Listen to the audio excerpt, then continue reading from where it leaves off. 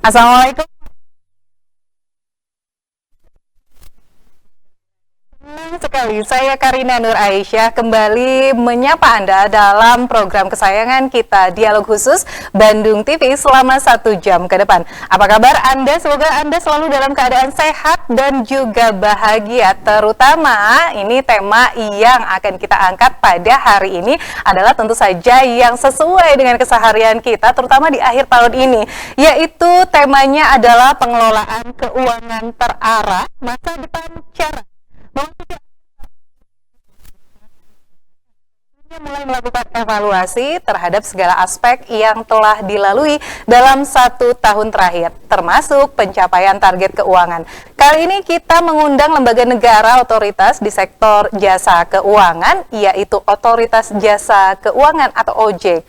Menurut payung hukum pendiriannya, OJK berwenang melakukan tindakan pencegahan kerugian konsumen dan masyarakat, meliputi diantaranya yang pertama, memberikan informasi dan edukasi kepada masyarakat atas karakteristik sektor jasa keuangan, layanan, dan juga produknya. Lalu kemudian yang kedua, meminta lembaga jasa keuangan untuk menghentikan kegiatannya apabila kegiatan tersebut berpotensi merugikan masyarakat. Dan yang terakhir, tindakan lain yang dianggap perlu sesuai dengan ketentuan peraturan perundang-undangan di sektor jasa keuangan.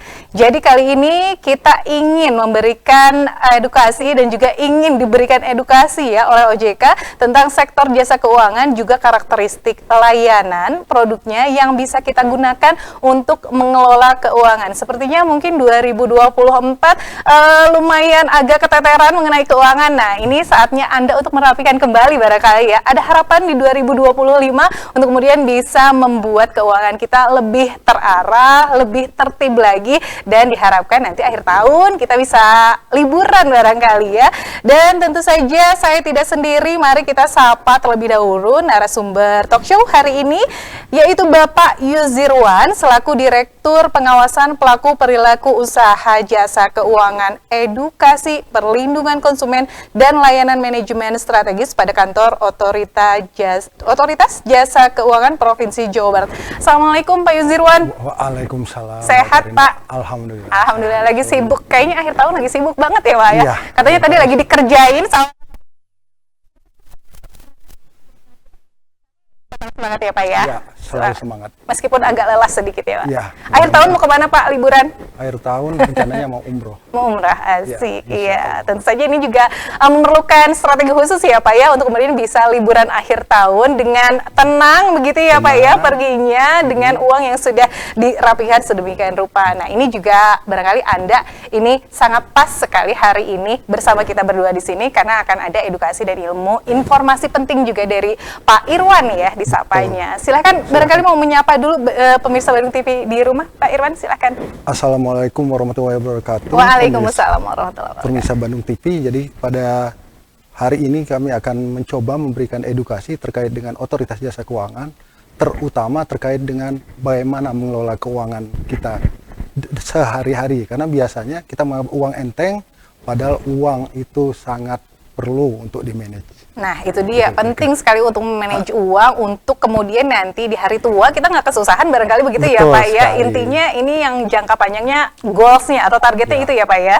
Hari-hari terjaga, hari tua terjamin. Nah, itu dia, pengennya seperti itu ya. Betul, kita mungkin sering sekali ya mendengar istilah dari OJK, Otoritas Jasa Keuangan. Katanya kalau kita mau menabung di bank, ini juga banknya harus di bawah pengawasan OJK, lalu kemudian ada pinjaman online dan sebagainya, semuanya harus di bawah pengawasan OJK. Nah, OJK itu sendiri mungkin ada beberapa masyarakat atau pemirsa Bandung TV di rumah masih penasaran, OJK itu apa sih Pak? Silakan Pak. Ya, Otoritas Jasa Keuangan itu adalah badan yang dibentuk oleh negara, sifatnya independen, dan dibentuknya dengan menggunakan undang-undang, yaitu Undang-Undang 21 tahun 2011, dan kemudian terakhir dilengkapi dengan Undang-Undang Pengaturan dan Penguatan Sektor Keuangan P2SK tahun 2023 yang lalu. Jadi baru sekali. Tugasnya adalah melakukan pengaturan, pengawasan, termasuk pemeriksaan dan penindakan seperti disampaikan tadi terhadap industri jasa keuangan. Lembaga jasa keuangan bisa berbentuk bank, pasar modal, kemudian ada juga asuransian, dana pensiun, dan lembaga jasa keuangan lainnya seperti vintage lending, itu peer to peer, termasuk juga yang paling terkenal sekarang adalah pinjaman online. Nah, gitu. Kira-kira seperti itu yang dilakukan oleh OJK. Jadi tadi kalau boleh disampaikan kembali bahwa adalah ini OJK ini selain melakukan perizinan, tadi juga ada pengawasan, pemeriksaan, pengaturan, juga OJK bertugas mengedukasi masyarakat terkait tadi keuangan untuk kemudian bisa memanage uang. Hari-harinya terpenuhi, hari tuanya juga terpenuhi, tidak kesulitan begitu ya Pak ya. Mengenai pengawasan dan lain sebagainya, ini tadi juga termasuk pinjaman online dan lain sebagainya. Jadi sebetulnya pinjaman online juga ini diperbolehkan kalau adanya pengawasan dari OJK begitu ya Pak ya? Betul sekali. Jadi pinjaman online itu pada dasarnya adalah sarana kepada masyarakat agar dapat mencapai sesuatu level kesejahteraan yang lebih tinggi dan untuk kebutuhan-kebutuhan yang penting. Atau misalnya untuk melakukan investasi. Jadi tidak selamanya pinjaman online itu negatif gitu kan. Nah, untuk itu kami sudah memberi izin dan mengatur dan mengawasi terkait pinjaman online. Kita ada 97 pinjaman online yang terdaftar dan diawasi oleh OJK, tapi ribuan yang tidak terdaftar yang tiap hari tumbuh. Nambah lagi. Kemudian kita coba untuk dilakukan penindakan. Setelah ditindak muncul lagi yang baru. Itu memang jadi tugas kita sehari-hari. Jadi sebetulnya diperbolehkan kalau nanti ada yang keuangan formal wajib berizin dari OJK dan sebelum diperbolehkan melakukan juga kegiatan usahanya juga ini semuanya diawasi oleh OJK. Jadi kalau boleh mengulang tadi, barangkali pinjaman online sebetulnya diperbolehkan kalau pinjaman online tersebut berada di bawah pengawasan OJK sehingga kita juga meminjamnya ada rasa amannya juga ya. Dan dilihat juga tadi kata Pak Irwan betul ya, boleh kok pinjaman online bukan selamanya negatif begitu ya. Kalau misalnya kita ingin meminjam uang dari pinjaman online yang kemudian ada di bawah pengawasan OJK dan untuk membesarkan usaha, ini juga diperbolehkan barangkali ya. Yang tidak boleh adalah untuk kegiatan konsumsi, apalagi kalau misalnya digunakan untuk main-main. Apalagi gitu yang kita dengar selama ini ya. Seperti pinjol, kemudian ke judi online. Yang paling bahaya. Dan tadi juga sesuai dengan undang-undang, jadi memiliki wewenang dalam hal perizinan usaha yang diajukan oleh lembaga jasa keuangan. Di antaranya ada apa aja Pak di dalamnya yang tadi boleh dijelaskan lebih di breakdown lagi lebih luas lagi Pak? Kalau boleh yang pertama bank, mungkin kita semua udah tahu ya, bank BCA, BRI, Bank Mandiri. Tapi ada satu lagi bank perekonomian rakyat yang kecil-kecil. Ini agak berbeda antara bank umum dengan bank perekonomian rakyat. Adalah? Kalau BPR itu tidak bisa menggarakan sistem pembayaran. Jadi sebenarnya ATM-nya lewat bank umum. Gitu. Terus kemudian ada pasar modal. Kalau pasar modal ini aktivitas penghimpunan dana perusahaan dari masyarakat. Jadi dia jual saham, kemudian masyarakat bisa membeli sahamnya. Jadi sebenarnya investasinya langsung dari orang perorangan langsung ke perusahaan. Di sana ada lembaga efek, kemudian ada perusahaan investasi, ada emiten atau perusahaan publik yaitu perusahaan yang mengeluarkan efeknya atau mengeluarkan sahamnya gitu. Terus kemudian ada lagi perasuransian. Perasuransian adalah perusahaan yang menanggung kerugian tertentu dari nasabah. Jadi kalau misalnya kita membeli premi dari asuransi, selama waktu premi tersebut kita terlindungi. Misalnya asuransi mobil, gitu kan, selama kita membayar preminya misalnya setahun, selama setahun apabila mobil kita rusak, hilang atau dicuri orang, kita bisa klaim. Kita dapat klaim. Gitu. Terus kemudian selain asuransi ada dana pensiun. Ini sifatnya kita membayar sekarang untuk dinikmati pada hari tua. Kemudian ada lembaga jasa keuangan lainnya seperti Pegadaian, lembaga keuangan mikro. Kemudian seperti tadi ada perusahaan pembiayaan sekunder perumahan. Kemudian ada yang kami sampaikan tadi yaitu peer-to-peer lending, kita kenal pinjaman online, ini yang perlu kita manage lagi. Jadi dari ketujuh tadi itu adalah yang kemudian berada dalam pengawasan OJK, yang seharusnya berada dalam pengawasan OJK ya? Jadi ke-97 itu memang diatur dan diawasi oleh OJK. Ya, jadi memang kita atur secara ketat. Jadi tidak dimulai dari apanya Pak? Pengaturannya itu adalah mengenai apanya saja Pak? Diatur mengenai bagaimana kesehatan dari perusahaannya, terus kemudian apa saja yang bisa dijangkau oleh perusahaan itu kepada nasabahnya.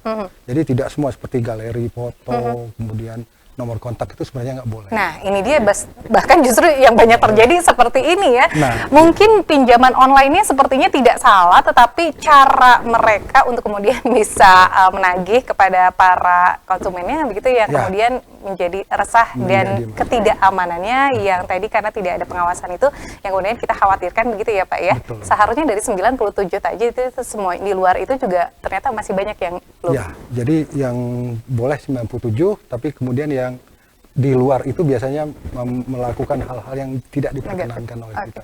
Jadi yang boleh diakses oleh perusahaan pinjol itu 3 itu kamera, mikrofon, sama location. Jadi itu aja sebenarnya yang bisa untuk diakses di handphone kita. Jadi kamera untuk melihat benar kita, terus mikrofon untuk ngetes suara kita, kemudian yang terakhir tadi mengenai location. Jadi kalau misalnya untuk menyampaikan kepada kita, melihat lokasi kita, itu sebenarnya yang diperkenankan. Selain itu tidak boleh sebetulnya. Nah, tapi kalau misalnya pinjamannya ilegal, tidak diatur dan diawasi, nah akses negatifnya akan sangat banyak.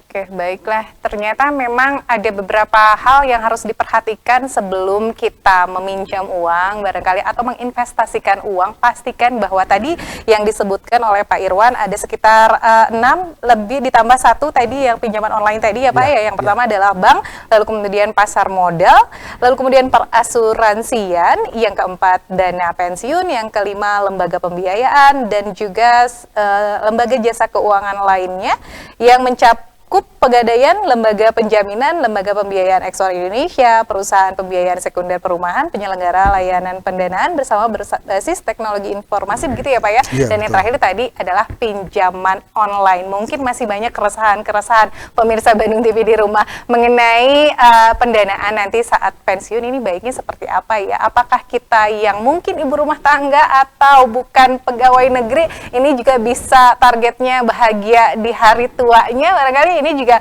menjadi salah satu perhatian atau salah satu yang ingin diberikan edukasi untuk pemirsa Bandung TV di rumah dari Pak Irwan. Siap ya Pak Irwan bagi informasi lagi ya.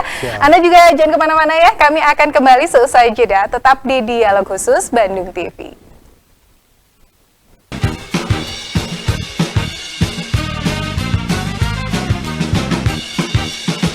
Masih bersama saya Karina Nuraisyah dan Bapak Yuzirwan selaku Direktur Pengawasan Pelaku Perilaku Usaha Jasa Keuangan, Edukasi, Perlindungan Konsumen dan Layanan Manajemen Strategis pada Kantor Otoritas Jasa Keuangan Provinsi Jawa Barat, dan tentu saja masih berbincang mengenai pengelolaan maksud kami keuangan terarah, masa depan cerah. Tentu siapa yang tidak mau ya masa depannya cerah, tapi dimulai dari sekarang barangkali ya. Kalau tadi saya bilang 2024 mungkin ada beberapa hal yang miss mengenai keuangannya. Nah, ini saatnya Anda mulai rapi-rapi lagi di 2025 ini nanti akan lebih rapi lagi sehingga target yang ingin dicapai bisa mudah tercapainya ya. Tadi Pak Irwan sudah sedikit banyak menceritakan mengenai apa itu OJK, lalu kemudian apa tugasnya. Ada beberapa lembaga keuangan yang kemudian ada di bawah pengawasan OJK, termasuk tadi pinjaman online yang sedang marak terjadi di masyarakat, termasuk di masyarakat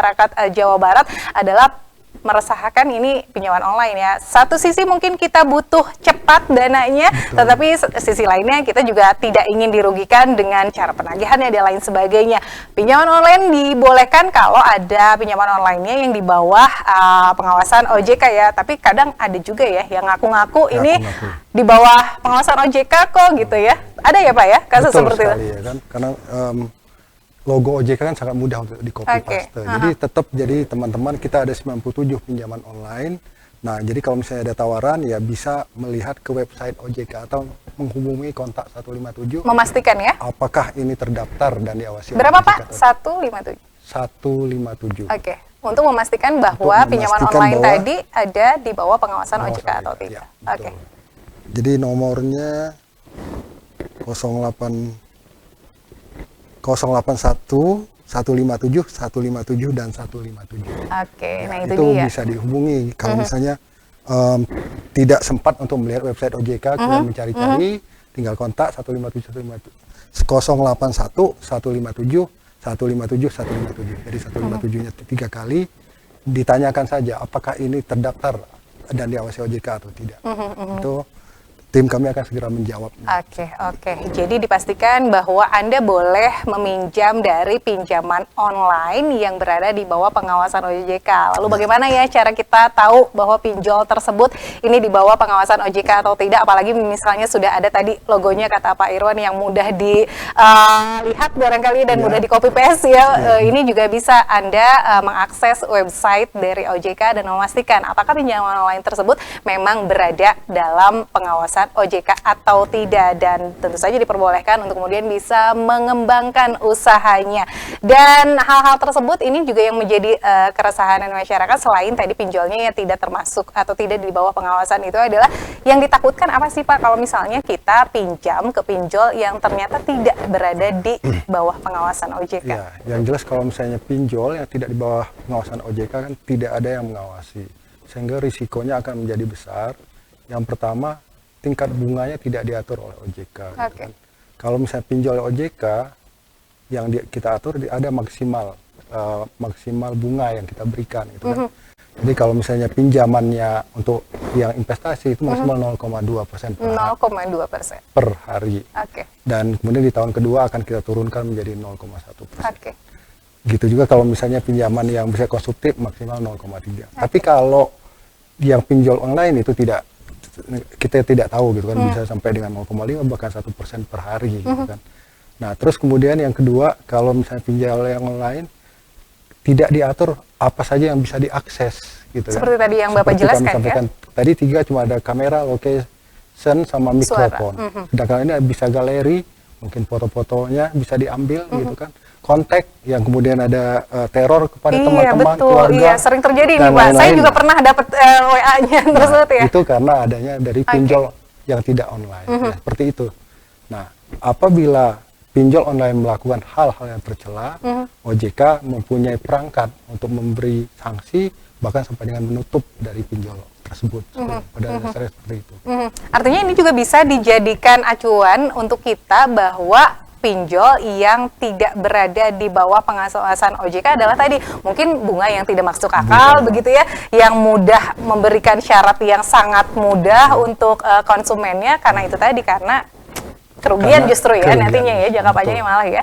Betul, yang ditakutkan itu ya Pak ya? Iya, yang ditakutkan seperti itu. Ya, bahkan kadang-kadang kalau pinjaman online perjanjiannya itu tidak benar-benar ditandatangani, artinya kata-kata setuju belum diklik pun kita sudah memperoleh dana. Nah, hal seperti itu pun menjadi keprihatinan bagi OJK gitu kan. Dan kalau misalnya kita sudah terlanjur terlibat dalam pinjaman online yang tidak berada di bawah pengawasan OJK, ini OJK tidak bisa bertanggung jawab untuk kita sendiri begitu ya Pak ya? Ya, jadi sebenarnya OJK punya tugas lain ya, selain mengatur dan mengawasi yang sudah terdaftar dan diawasi. Kita ada Satgas Pasti namanya, Satuan Tugas Pencegahan Aktivitas Keuangan Ilegal. Yang tadi itu takutnya ya. Tapi biasanya sifatnya kan udah pasca ya, udah kejadian.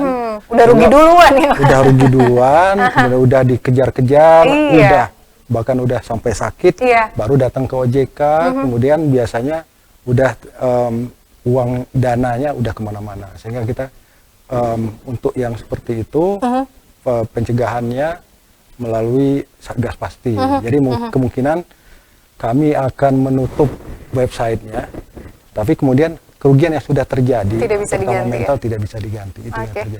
Jadi lebih kami kedepankan adalah pencegahan, yaitu pengetahuan masyarakat mengenai hal ini. Nah itu dia ya. Barangkali ini juga hal yang kemudian kita hindari dari pinjaman online yang tidak diawasi oleh OJK adalah kerugian material yang tidak bisa diganti oleh siapapun, karena memang kasusnya bisa terungkap saat sudah kejadian, kerugiannya luar biasa banyak. Memang ada bagiannya ya dari OJK, Satgas tadi ya Pak ya. Satgas Pasti untuk kemudian bisa menjalankan hal tadi atau membantu, setidaknya membantu apanya ini Pak? Membantu kepada yang bersangkutan, pertama edukasi mengenai seharusnya seperti apa. Terus yang kedua atas mentalnya kami sampaikan apa saja yang harus dilakukan. Jadi kalau misalnya seseorang terkena pinjaman online, yang pertama atas dananya ya dikembalikan pokoknya, minimal pokoknya atau seperti apa. Terus yang kedua dalam hal misalnya terjadi kekerasan baik fisik maupun mental, Nah, untuk yang fisik agar didokumentasikan untuk disampaikan sebagai ke bukti. Satgas Pasti dan juga ke kepolisian. Walaupun di Satgas Pasti sebenarnya kepolisian adalah anggota kita juga. Jadi kemudian kita akan tindak lanjuti seperti itu. Kemudian yang kedua, kalau misalnya sudah terlanjur terkena ya mungkin ya untuk mengabaikan ya kan, karena lembaga tersebut pada dasarnya lembaga yang ilegal gitu kan. Dan kalau misalnya terjadi kekerasan fisik, kita ada kerjasama dengan polisi. Kalau misalnya masih terus berlanjut ya mungkin nomor HP pun harus diganti barangkali seperti itu. Oke, artinya ada beberapa hal yang kemudian harus diperhatikan oleh tadi para korban dalam tanda kutip yang terkena bukan penipuan barangkali ya, itu pinjol yang tidak berada di bawah pengawasan OJK sehingga juga merugikan kita. Dan Bapak tadi menawarkan bahwa ada Satgas Pasti yang membantu para korbannya untuk apa yang harus dilakukan karena bekerja sama juga dengan polisi. Biasanya ini banyak ya Pak ya kasus seperti ini? Kita menerima pengaduan setiap hari itu kalau untuk nasional udah sampai ribuan ya kan. Per harinya Pak? Bahkan per hari ini kita ada namanya anti scam center di Jakarta, baru dibentuk 22 November lalu. Jadi selain anggota Satgas Pasti yaitu Kementerian Komdigi juga termasuk di dalamnya, kepolisian, kejaksaan juga termasuk di dalamnya. Semua lembaga keuangan seperti bank dan lain-lain juga di sana dan berkantor di satu tempat di Jakarta. Nah itu jadi kalau misalnya ada pengaduan yang masuk langsung ditangani segera pada waktu itu, dan sampai dengan hari ini itu udah sebanyak sekitar 105 miliar dari 22 November sampai dengan kemarin kerugian masyarakat. Belum 1 bulan padahal? Belum 1 bulan. Sebanyak itu bahwa korbannya semakin banyak? Semakin banyak, dan tingkat penyelamatan kami kalau saya sekitar 30% ya tadi. Jadi kalau misalnya pengaduannya cepat, maka misalnya uang setor kemana? BCA, langsung kita minta BCA menutup. Atau dana sudah lari kemana? Kita tutup segera. Tapi sehingga ini memang butuh kecepatan. Kecepatan untuk menyelesaikan hal-hal seperti ini gitu kan. Dan ya memang mereka-mereka yang melakukan hal, saya mengatakan ini kejahatan seperti ini, biasanya kan bukan orang-orang yang kurang cerdas, ya kan? Biasanya orang-orang yang sangat pintar, sehingga kita memang berkejaran dengan waktu dan berkejaran dengan kepintaran juga untuk menyelesaikan hal seperti itu. Tadi Pak Irwan mengatakan bahwa dari November sampai dengan hari ini belum 1 bulan sudah ada aduan lebih dari 1 miliar aduan. 105. Secara rupiah 105 miliar. Kalau secara pengaduan total kerugiannya 105 miliar begitu ya Pak? Total kerugian, tapi kalau datanya mungkin nanti.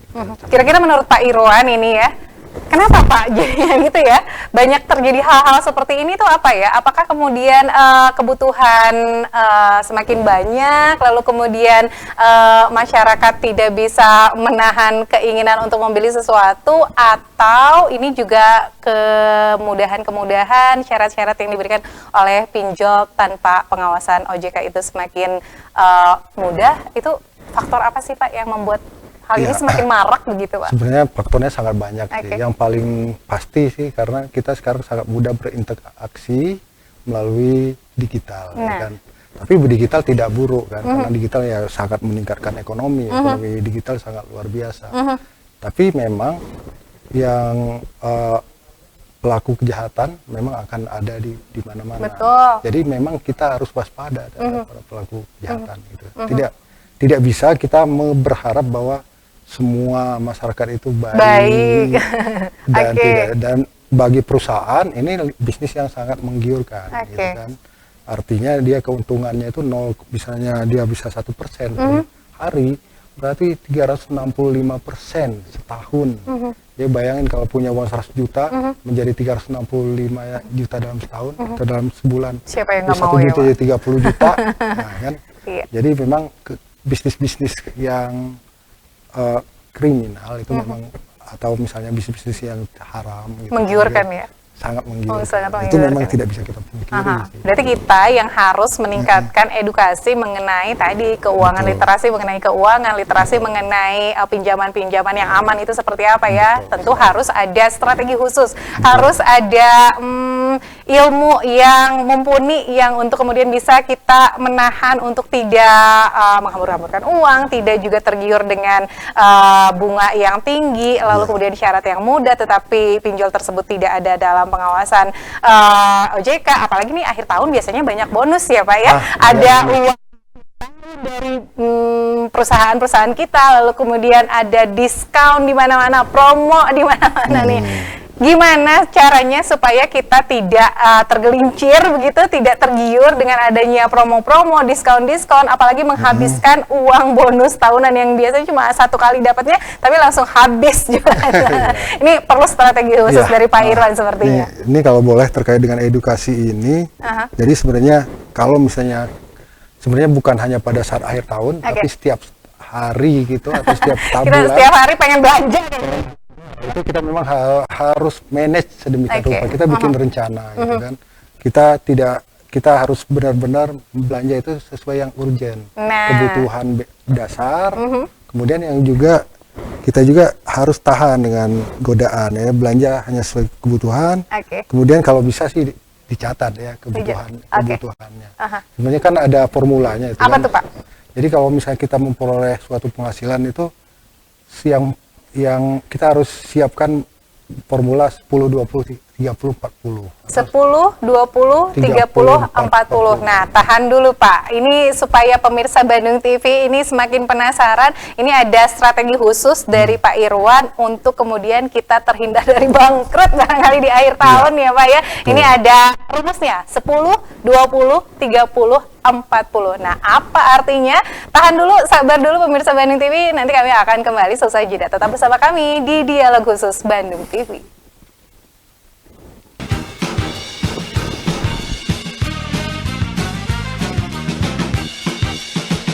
Nah, mungkin Anda masih penasaran ya apa yang tadi disebutkan oleh Pak Irwan dan saya. Ada strategi khusus untuk kita bisa mengelola uang lebih baik lagi. Terutama nih yang rapotnya merah sama seperti saya, Anda tidak sendiri ya. 2024 kayaknya berantakan uangnya karena memang terlalu banyak self reward kayaknya. Jadi self reward bukan tidak diperbolehkan ya, boleh-boleh saja kalau ini sudah sesuai dengan strategi khusus tadi. Nah, strateginya karena misalnya banyak bonus akhir tahun, lalu kemudian banyak promo di setiap mall, banyak promo di setiap produk, banyak diskon dan lain sebagainya, harus ada strategi khusus untuk mengelola uang kita agar setiap harinya kita tidak kekurangan uang dan goals terakhirnya adalah di hari tua kita tidak kesusahan. Ayo Pak, langsung dibocorkan ke pemirsa Bandung TV 10%, 20% gitu atau gimana nih? Benar, jadi kita formulanya 1, 2, 3, 4 atau 10, 20, 30, 40%. 10% itu untuk sosial, artinya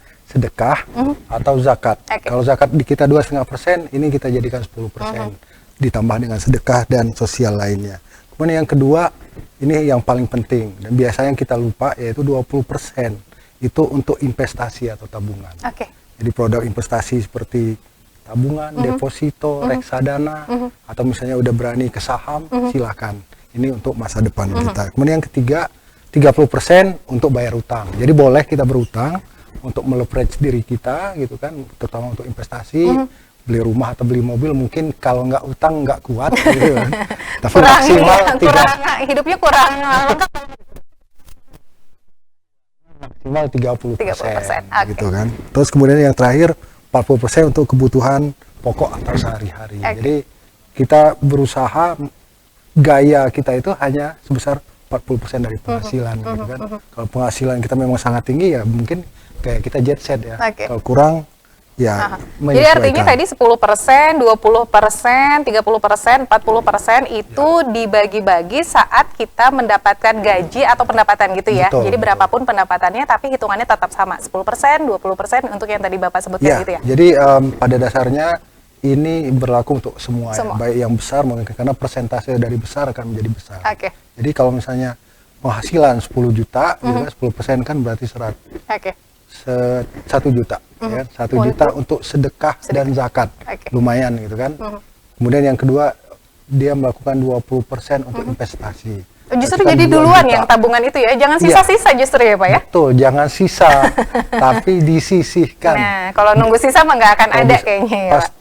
pas gajian langsung ada yang ditabung, misalnya seperti itu. Kemudian dari tabungan baru dimanage ke investasi-investasi yang lebih menguntungkan, mungkin seperti itu.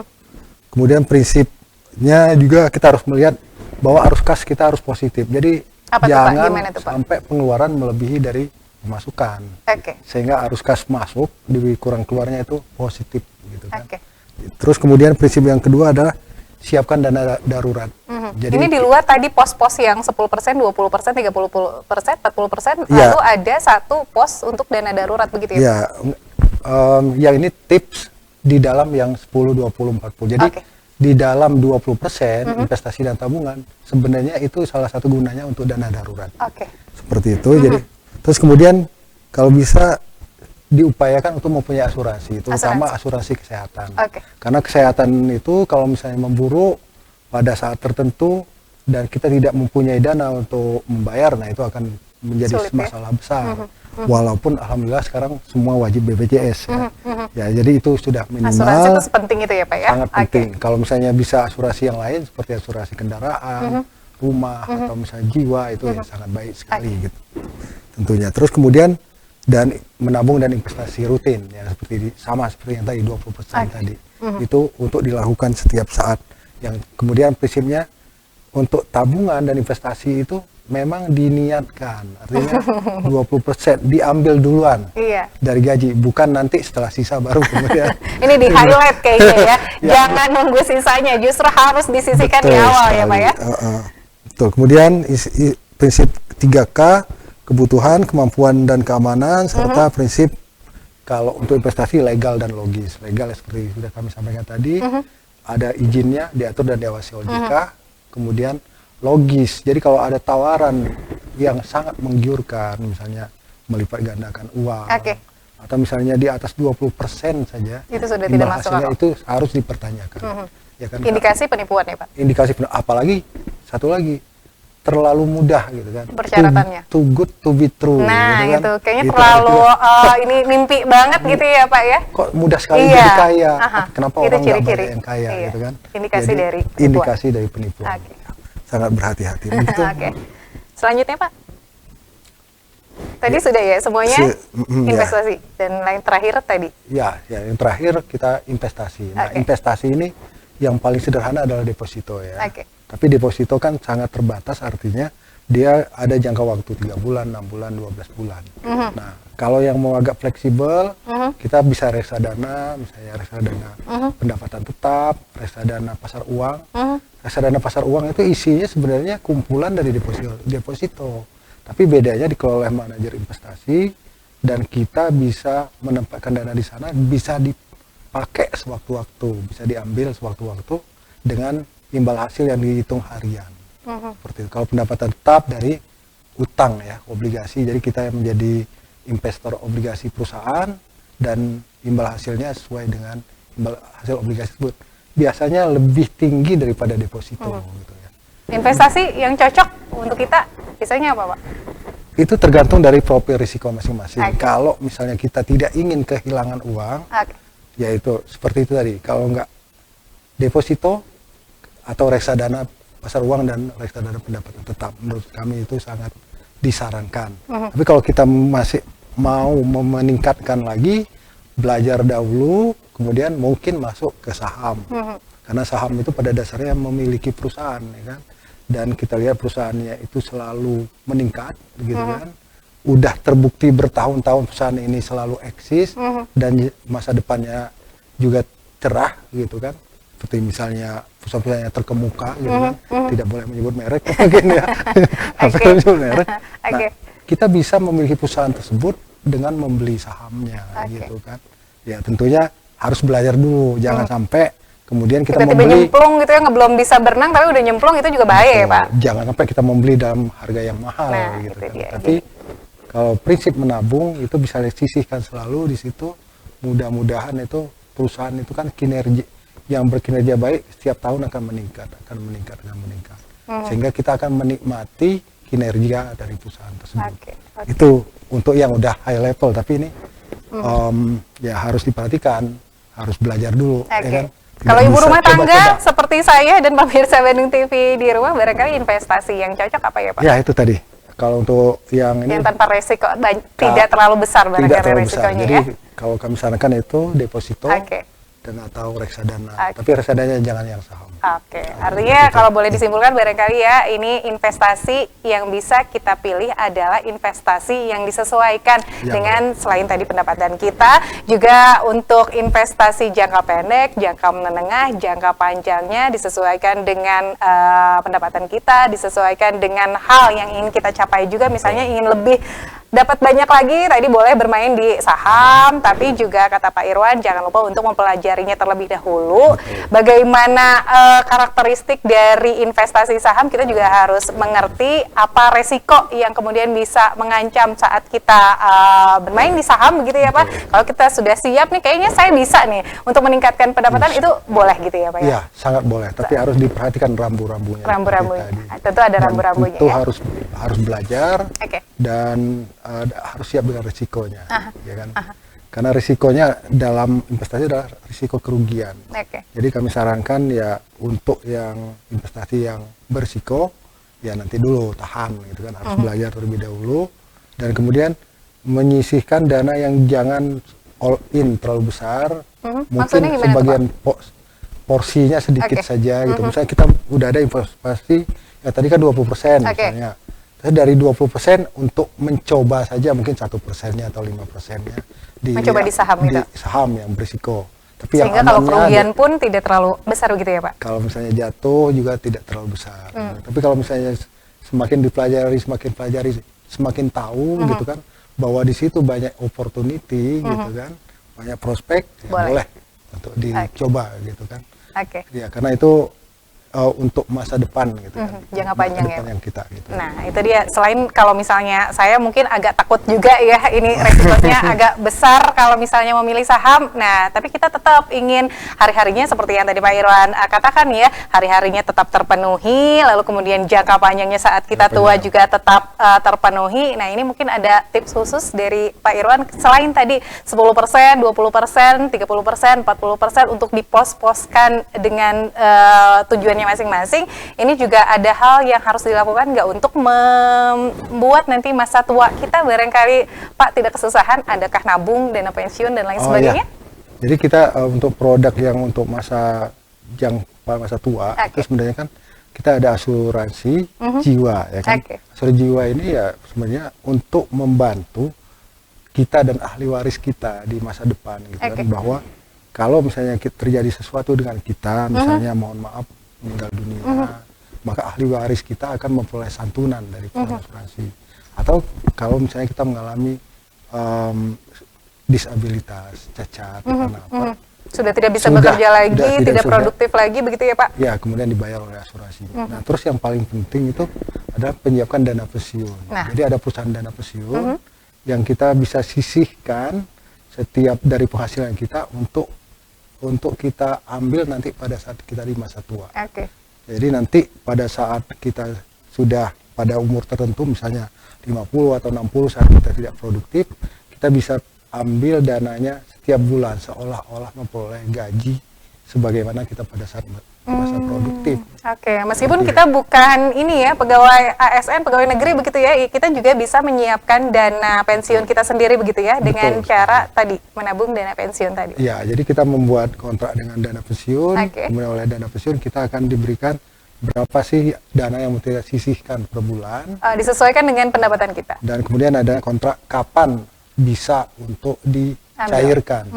Apakah dicairkan sekaligus pada saat tertentu atau misalnya diberikan tiap bulan dalam bentuk anuitas. Seperti dana pensiunan setiap bulannya gitu ya Pak ya? Pensiunan setiap bulan. Jadi ditawarkan ada dua bentuk yang bisa diambil oleh kita, boleh per bulan seperti dana pensiun, gaji pensiunan gitu ya Pak, atau dicairkan semua ya. Tapi itu juga pemberian, maksudnya ini nabungnya tuh tiap bulan juga gitu ya Pak? Nabungnya setiap bulan, jadi sesuai dengan kontrak. Atau bisa juga kalau mau customize, kalau misalnya menghubungi dana pensiun, perusahaan dana pensiun, kemudian meminta kita karena penghasilannya tidak tetap, maka kita bisa tidak setiap bulan, tapi hanya pada saat memperoleh kelebihan penghasilan. Atau misalnya seperti tadi, ada bonus akhir tahun, langsung kita masukin tambahkan, semua aja deh, semua, gitu. dan kita akan bisa nikmati nanti di hari tua. Oke, jadi disesuaikan dengan keinginan kita nanti saat tuanya seperti apa untuk pembiayaan setiap bulannya, begitu ya Pak ya? Iya, Disesuaikan betul dengan keinginan kita, disesuaikan juga dengan pendapatan kita. Dan jangan lagi-lagi ya kita tergiur dengan adanya pinjaman online yang tadi seperti Pak Iwan katakan, bahwa kemudahan syarat yang tidak masuk akal, lalu kemudian besarnya bunga yang tidak masuk akal, itu adalah salah satu indikasi bahwa itu adalah penipuan, begitu ya. Apalagi misalnya pinjam dari pinjaman online terus untuk judol ini. Untuk judi Ada online. banyak ini nggak Pak yang pengaduan mengenai judol, ada juga? Pengaduan, Banyak juga? Jadi yang paling banyak itu yang pertama adalah tadi di pinjaman online, ilegal. Terus yang kedua judi online. Jadi ternyata menurut dari judi online itu, dari data dikeluarkan oleh Kominfo, ada 10.000 anak di bawah 10 tahun itu. Anak di bawah 10 tahun Pak? Betul. Dan pelajar sebanyak 440.000 itu terkena korban aktivitas game online yang berbau judi online. Nah ini yang menjadi keprihatinan kita bersama. Kenapa Pak kira-kira ya? Ya mungkin karena anak-anak muda itu kan apa bahasanya sekarang tuh gabut gitu kan, kemudian kumpul-kumpul dengan teman-teman. Apalagi kalau misalnya berbeda dengan zaman dahulu, ya kan, zaman saya dulu kan kita selalu berkumpul dan tidak ada memegang HP. Nah itu dia kemudahan akses dari kita smartphone itu ya, yang kemudian bisa memudahkan bahwa anak di bawah umur pun ini ada yang terlibat dari judi online. Selain tidak ingin kita miskin saat tua nanti, barangkali ya tetap terpenuhi keuangannya, juga kita ingin terhindar dari pinjaman online ilegal dan juga judi online tadi. Tentu saja ada strategi-strateginya juga dari Pak Irwan nanti ya. Masih ada satu segmen untuk Anda bergabung bersama kami, tentu saja setelah yang satu ini. Tetap bersama kami di Dialog Khusus Bandung TV. Kami akan kembali seusai jeda.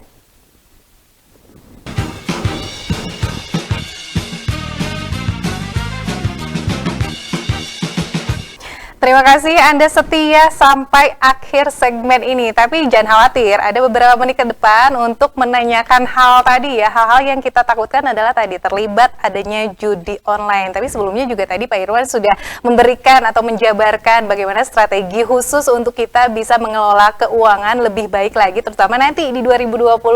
Dan hal yang paling ditakutkan adalah tadi terlibat pinjaman online yang tidak diawasi oleh OJK, karena nanti kerugiannya ini tidak bisa kembalikan, barangkali ya kita hanya menjadi korban, lalu kemudian adanya kerugian-kerugian secara bukan hanya material saja, barangkali ya secara emosional juga sangat merugikan sekali ya. Lalu kemudian adanya judi online yang sedang meresahkan masyarakat juga. Bahkan tadi Pak Irwan sempat menyebutkan ada data mengenai anak di bawah umur 10 tahun pun ini sudah terlibat di judi online. Ini fenomena yang luar biasa, menyeramkan begitu ya untuk masa depan Indonesia, terutama anak mudanya. Ini bagaimana Pak? Ya, betul sekali. Jadi judi online dan game online itu menjadi pemicu mengapa orang-orang banyak terjerat tawaran pinjol yang tidak berizin. Itu datanya sepertinya mirip gitu. Ada pinjol yang ilegal, kemudian ada judi online, gitu kan. Terus kemudian kita juga bisa lihat bahwa mereka-mereka yang mengambil pinjol ilegal dengan sengaja, gitu kan, dengan memasukkan KTP dan segala macam, gitu kan, kemudian masuk ke judi online. Jadi pinjam untuk digunakan untuk judi online. Nah, ini banyak ya Pak? Ada fenomena seperti itu yang kemudian berdasarkan dari pengaduan kepada kami.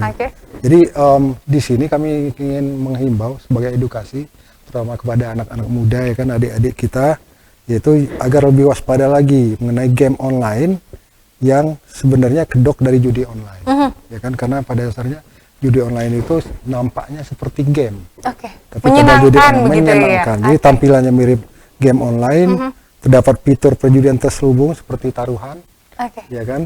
Terus kemudian ada konten tidak cocok untuk semua usia, ada sebenarnya harusnya untuk usia yang matang gitu kan, tapi ya pada adik-adik kita yang usianya remaja, yaitu ya pengen melihat-lihat ya kan, yang konten untuk dewasa. Kemudian pembayaran dan penarikan hadiah dengan uang tunai gitu kan, jadi bisa bayar dengan uang tunai, bukan e-wallet dan lain-lain. Sangat mudah. Gitu kan. Dan pada level-level tertentu itu penarikan mudah, gitu kan. Dan pada saat levelnya udah tinggi biasanya penarikan menjadi sangat sulit, gitu, seperti itu. Kemudian ada penawaran hadiah menggiurkan, gitu kan, tapi sangat sulit untuk diperoleh, gitu kan. Jadi terjebak, ingin masukin uang banyak, begitu ya, tapi ternyata tidak menang apapun, begitu ya. Selalu menang, tapi hadiah yang biasa-biasa saja, lebih rendah daripada uang yang kita setorkan, gitu kan. Dengan iming-iming yang lebih besar, itu yang pasti, yang paling pasti sih tidak ada lisensinya, karena ini kan game kemudian dijual secara online dan kita masih belum ada regulasi mengenai game. Ya, game online apalagi yang mengawasi, mungkin seperti itu. Jadi itu yang membedakan game online tersebut, ini ada indikasi judi online adalah ciri-cirinya tadi ya, bahwa ternyata tidak ada lisensi, lalu kemudian sepertinya minta uang terus gitu ya, beli ini beli itu gitu ya, tapi hal atau keuntungan atau manfaat yang didapatkan oleh anak tersebut yang untuk memain game online sebenarnya tidak ada gitu ya? Ya, tidak ada, dia hanya hanyut dalam permainan yang terus mengasihkan gitu kan. Dan seakan-akan kan ada adrenalin yang memaksa seolah-olah dia menjadi hebat di game tersebut, padahal sedang dipermainkan oleh konten. Edukasi yang harus kita ketahui untuk bisa memelihara atau melindungi anak-anak kita tidak terlibat di judi online, itu kira-kira apa Pak Irwan? Ya, jadi kita harus mulai dari keluarga masing-masing gitu ya. Kita harus perhatikan anak-anak kita, ya kan? Walaupun kita sibuk, kita harus bicara, dan mungkin kalau misalnya kita lagi berbicara kemudian masing-masing memegang HP, boleh kita lihat gitu kan. Kalau memungkinkan HP-nya yang menggunakan parental control, ya, seperti itu. Selain itu kita sampaikan yang kami sampaikan tadi, ciri-ciri dari game online yang mendekati judi online. Apa saja? Ya, termasuk kita juga harus kontrol mengenai jajan dan uang dari anak-anak kita, gitu kan. Nah, kalau di sekolah kita sudah melalui bekerjasama dengan Dinas Pendidikan, kemudian dari semua sekolah untuk melakukan sosialisasi. Ada program itu dari OJK untuk datang ke sekolah-sekolah gitu Pak?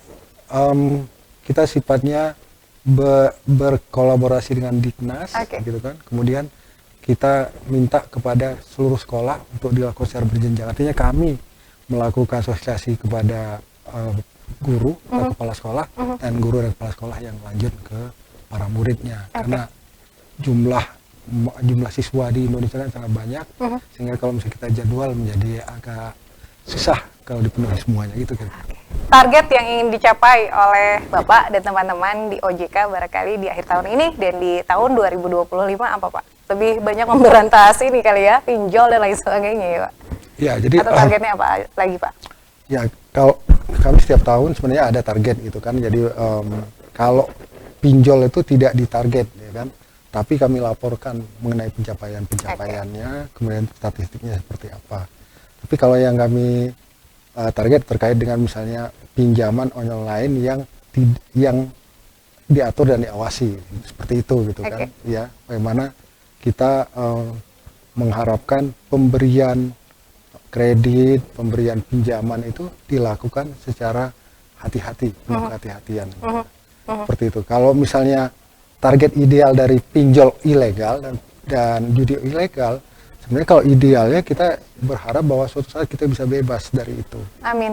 Amin. Nah, itulah kita bekerja sama dengan hampir keseluruhan kementerian di pusat, kemudian dengan kejaksaan, kepolisian, Bank Indonesia dan lain-lain. Kita membentuk Satgas Pasti dan Satuan Tugas Pencegahan Aktivitas Keuangan Ilegal, seperti itu. Nah, untuk yang seperti itu kami harapkan suatu saat Indonesia bebas dari judi online.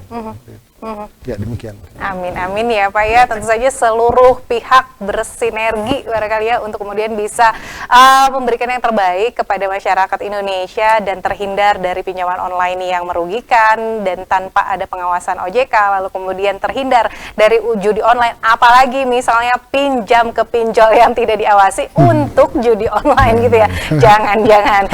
Terkait dengan tema kita singkat saja, strategi tips untuk masyarakat atau pemirsa Bandung TV secara keseluruhan ini apa Pak? Jadi yang terakhir, jadi uang itu masih perlu untuk di-manage, ya kan? Dimulai dari penghasilan, kita harus manage sedemikian rupa, kita harus ada sosialnya, ada investasinya, selain dari kebutuhan-kebutuhan yang lainnya. Itu yang pertama. Terus yang kedua, kita harus melihat diri kita, keluarga kita, dan sekitar kita untuk memberikan edukasi terkait dengan pinjaman online ilegal. Karena sangat kasihan kepada sekeliling kita apabila sampai terjerat ke pinjaman online ilegal, dikejar-kejar dan lain sebagainya, sehingga bisa berdampak mental gitu kan, dan beberapa sampai dengan mengakhiri hidup, kan sayang sekali. Terhadap judi online kita semua harus bahu-membahu untuk memberantasnya gitu kan. Kita sebagai masyarakat ya yang kita lakukan adalah membangun kesadaran bahwa judi online itu tidak ada untungnya sama sekali. Yang ada adalah dana kita tersedot ke arah itu sampai dengan triliunan rupiah, puluhan triliun. Jadi sangat sayang sekali. Harusnya untuk perekonomian kita gitu ya. Jadi kita hindari, dan kita juga percayakan kepada pemerintah mengenai pemberantasan akar dari judi online ini. Demikian. Oke, kalau boleh menambahkan, jangan lupa untuk cross check lagi ya. Misalnya kita mau melakukan pinjaman secara online, ini dilihat pinjaman online tersebut apakah berada dalam pengawasan OJK atau tidak. Nah, ini untuk keamanan kita bersama. Dan jangan lupa juga mulai sekarang ya, kita nanti gajian nih akhir bulan ini barangkali ya, gajian ini mulai nih tadi 10%, 20%, 30%, 40% untuk bisa mengelola keuangan kita jauh lebih baik lagi. Dan semoga di 2025 ini keuangan kita jadi lebih rapih lagi, dan tahun depan kita bisa umroh bareng juga ya Pak ya. Bukan hanya Pak Irwan saja yang umroh, kita semua juga ya, amin ya. Sekali lagi terima kasih Bapak Yuzirwan selaku Direktur Pengawasan Pelaku Perilaku Usaha Jasa Keuangan, Edukasi, Perlindungan Konsumen dan Layanan Manajemen Strategis pada Kantor Otoritas Jasa Keuangan Provinsi Jawa Barat. Sehat terus Pak, salam untuk tim di sana. Jangan patah semangat ya Pak ya, untuk kemudian bisa menjaga Indonesia terhindar dari pinjol dan juga juda. Ini saya Karina Nur Aisyah mewakili seluruh kerabat kerja yang bertugas pamit undur diri. Assalamualaikum warahmatullahi wabarakatuh. Waalaikumsalam. Hatur nuhun Pak Irwan.